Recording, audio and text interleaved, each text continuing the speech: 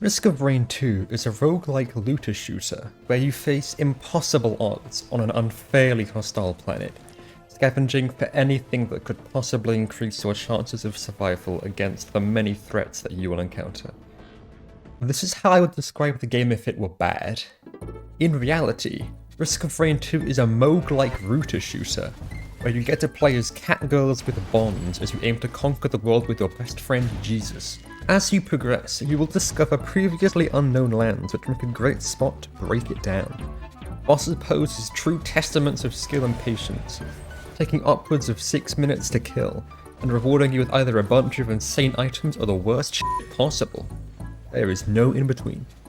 And if at any point throughout your run you think to yourself, I'm having too much fun, I really want to stop having fun, I wish I had nothing to look forward to each run, then don't worry, you've got plenty of options. Or, on the contrary, if you aren't having enough fun, then you can always play as Sonic the Hedgehog from the hit video game series Sonic the Hedgehog.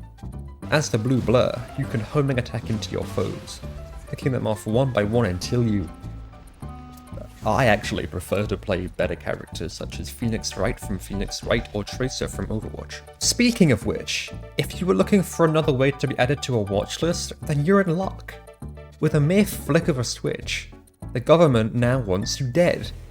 Regardless of how you choose to play, rest assured that you'll be able to know whether or not you were successful in your run, with this insightful graph at the end. As you can clearly see, I didn't die, so I must have won the run. This is just a visual glitch.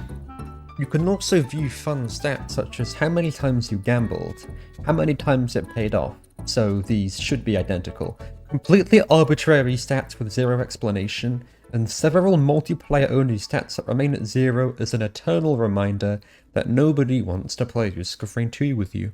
But don't worry, you can get back at them with Discord rich presents so that everybody knows that you're having fun without them. Just kidding, it doesn't work.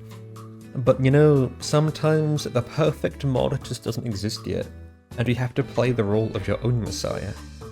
You'll begin your modding journey with an outdated and unfinished wiki as you install hyper-specific versions of a variety of software.